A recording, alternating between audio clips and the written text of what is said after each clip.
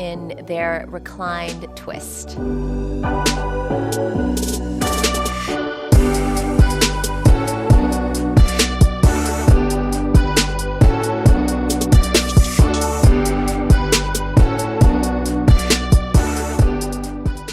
A supine or reclined twist is a great move, great exercise to do daily. Now, that said, for some students and those of us yoga teachers out there who have a lot of mobility around the ribs, sometimes even low back pain, if we're not careful and really attentive to how we're teaching this, it can actually cause more pain. So keep in mind that twists are all about stabilizing the pelvis as well as the lower back and twisting from the belly button and above, right? That's how we can make sure that our students, including ourselves, are safe. So although this is reclined or supine, it can still be detrimental if you're not teaching your students correctly.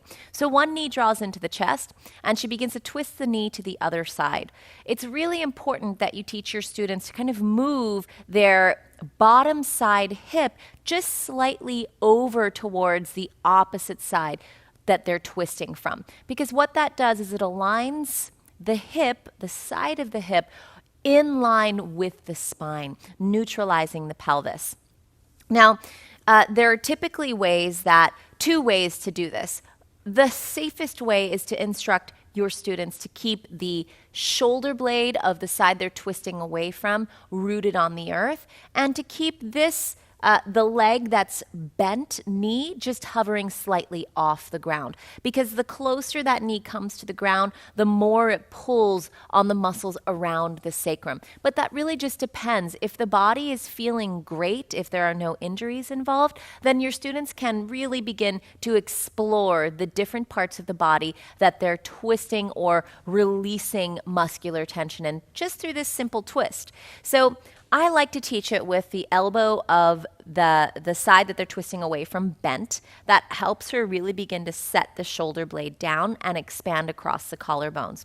Now from here, one of my favorite things to say is to think about moving the hip, the side of the hip of the side that's bent, away from the shoulder, because we want to create space. Just like when you're teaching standing twists, we always teach spine long. It's the same thing here. So I could even say, take your thumb of the free hand into the crease of the hip and push it forward. That helps students understand what it means to lengthen.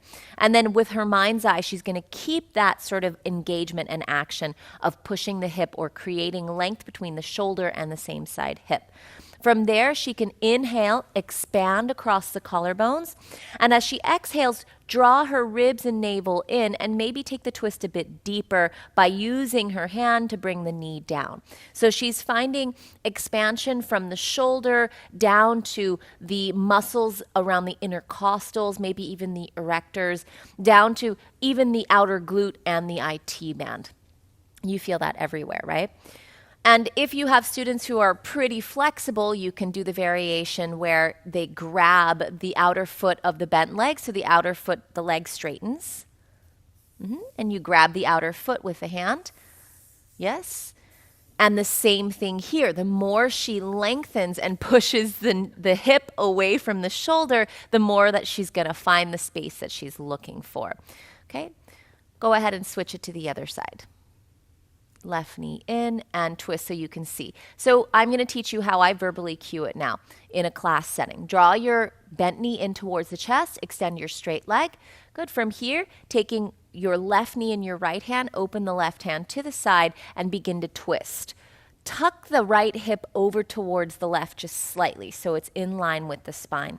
And from here, bending into your left elbow, creating a bit of a cactus arm, root that left shoulder blade into the mat.